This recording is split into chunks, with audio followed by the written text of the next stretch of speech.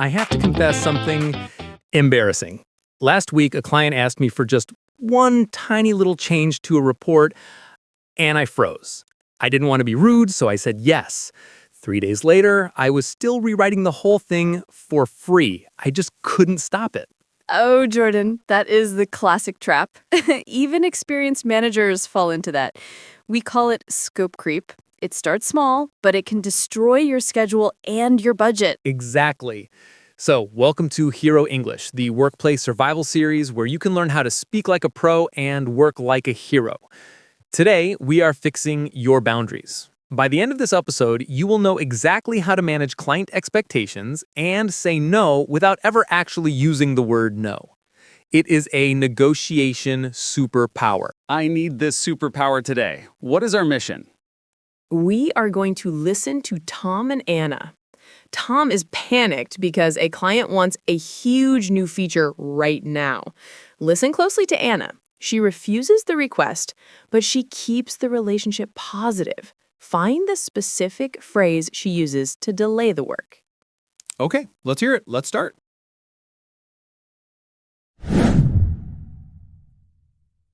Anna, do you have a minute? I just got off the phone with the guys from Green Corp, and we have a bit of a situation. Sure, Tom. What's going on? Is it about the deadline? Not exactly. They love the new website design, but now they are asking for a live chat feature to be added before the launch on Friday. I told them we are pretty busy, but they were really pushing for it. A live chat feature? Tom, that is a huge addition. We can't build that in 3 days without dropping everything else. Did you agree to it? I didn't say yes, but I didn't say no either. I just said I would check with the team. I didn't want to upset them since they are a new client. Okay, good catch. Don't worry, we can manage this. We need to be firm, but helpful. If we do this now, the launch date slips. It is a trade-off. So how do we tell them? They seem to think it's a quick 5-minute job. We go back to the original agreement. I'll draft the email, but the key is to move it to the future. We say something like, that falls outside the current scope, but we can explore it for phase 2.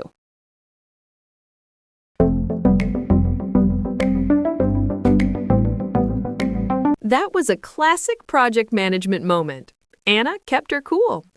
Did you catch the 3 key concepts they mentioned? The first one is the title of our episode, Scope. I hear this word all the time. Scope. Is it just another word for the plan? Close. In business, the scope is the specific boundary of the project. It is exactly what you agreed to do and nothing more. If you step outside the boundary, you are out of scope. Got it. So if I agree to paint a room and the client asks me to paint the house, that is out of scope. Exactly. And that leads to our second phrase, trade-off. Anna said, if we do this, it is a trade-off. This means you must lose one thing to gain another. If you want speed, you sacrifice quality. That is a trade-off. I see. So I can say to my boss, sure, I can do this extra report, but the trade-off is I will be late for the meeting? Perfect usage. It shows you are thinking strategically, not just complaining. Now, the third one is a verb phrase Anna used, to slip. She said the launch date will slip. Like slipping on ice? In a way. If a deadline slips, it means it is missed or delayed accidentally. It slides away from you. Managers hate when dates slip. Okay, Riley, teach me the magic. How do I say no to a client without making them hate me? Anna used a specific line. She did. The hero phrase for today is, that falls outside the current scope. This is powerful because it is impersonal. You aren't saying, I won't do it. You are saying the agreement doesn't include it. That sounds very professional. That falls outside the current scope. But what if I am talking to my direct manager? Can I say that? You can, but let's soften it. For a boss, try this variation. I can certainly take that on, but we would need to deprioritize something else. This puts the choice back on them. Ooh, I like that. I can certainly take that on, but we need to deprioritize X. What about for a work friend who just wants a favor? Keep it casual. Just say, I'd love to help, but I have zero bandwidth right now. Zero bandwidth. I need to tattoo that on my forehead. Okay, let's practice the core phrase. I'll say it slowly, you repeat it after me. That falls outside the current scope. That falls outside the current scope. That falls outside the current scope.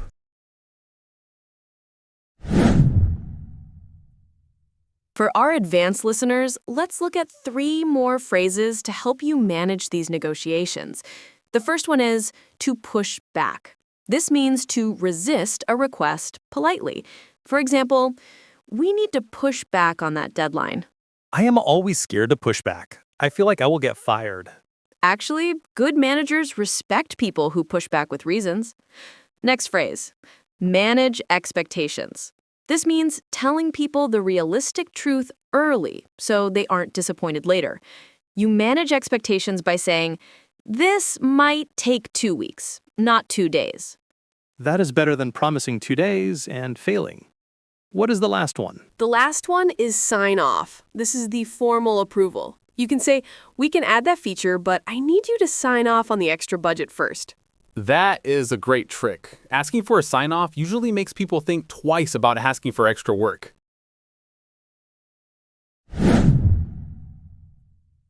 Riley, I have a cultural question. In my home country, if a boss asks for something, you just do it, or you say no very directly if it is impossible.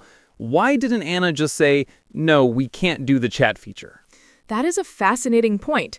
In many English-speaking business cultures, especially in the US and UK, we operate with what we call a yes and or yes but culture.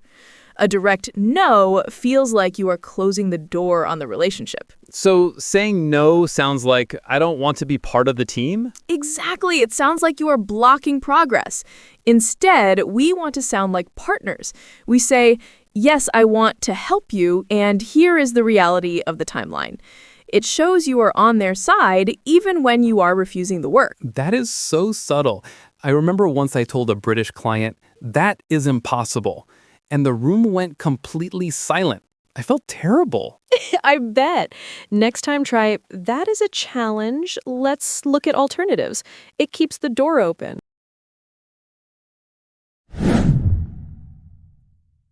This is really useful, but I am still worried about my tone.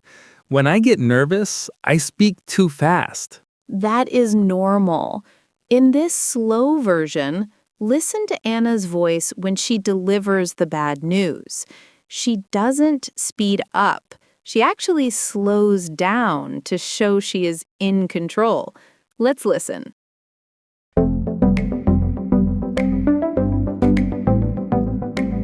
Anna, do you have a minute? I just got off the phone with the guys from Green Corp, and we have a bit of a situation. Sure, Tom. What's going on? Is it about the deadline? Not exactly. They love the new website design, but now they are asking for a live chat feature to be added before the launch on Friday. A live chat feature?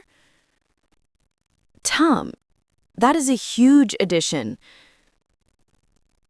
We can't build that in 3 days without dropping everything else. I didn't say yes, but I didn't say no either. I just said I would check with the team. Okay, good catch. We need to be firm but helpful.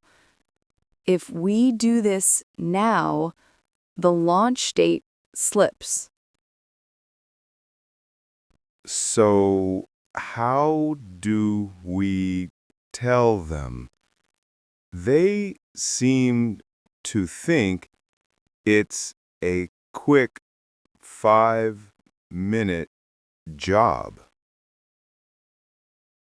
We go back to the original agreement.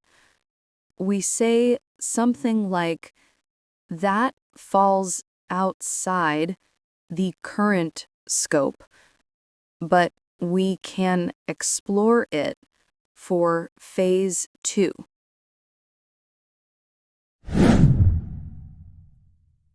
We have a great question today from Maria in Spain. She writes, "My boss sends me small requests on Teams all day long. He says, just a quick favor, but I can't finish my main project. How do I stop this?" This is death by 1,000 cuts. Maria, you need to use the impact strategy. If you just say yes, he thinks the cost is 0. You need to show him the cost. Show him the cost. You mean ask for money? No, the cost in time. Next time he asks, reply with this. I can certainly handle that for you, but it will mean delaying the monthly report by 2 hours. Is that okay? Ooh, that is risky, but effective. It's not risky, it's responsible. You are letting him decide the priority. 9 times out of 10, he will say, oh, never mind, finish the report first. Time to test your skills. I am going to play the demanding client. I will give you a request, and you have to answer using the hero phrase or the phase 2 technique. Ready? Scenario 1. I want you to change the entire logo color. We launch tomorrow. 3, 2, 1, go. That falls outside the current scope for this launch, but we can look at it for the next update. Perfect. Scenario 2. I am your manager. I want you to organize the office party, but you are fully booked with client work. Go. I'd love to help, but I have 0 bandwidth right now. Or I can do that, but I would need to push back the client work. Excellent. You are negotiating like a pro. I feel stronger already. I am ready to protect my time. That is the goal. Remember, saying no politely actually increases your value. It shows you are focused on results. Your homework today is simple. Look at your to-do list. Find one item that is scope creep, something you didn't really agree to, and practice politely pushing back or moving it to next week. I'm going to try that on my emails right after this recording. Thanks for listening to Hero English. Don't forget to hit follow if you want to survive your next meeting. See you next time. You know, all this talk about scope creep reminds me of my first job. My boss asked me to briefly look at a presentation for him. I thought he meant proofreading. Oh no, it wasn't proofreading, was it? No, I ended up redesigning 40 slides until 2 a.m. And the next morning he said, oh, I didn't use it. I just used the old one. I nearly cried right there in the open office. That is painful. That is why we ask for the scope first. What exactly do you need me to do? Is a life-saving question. A funny personal story about a project management failure. Bye, everyone.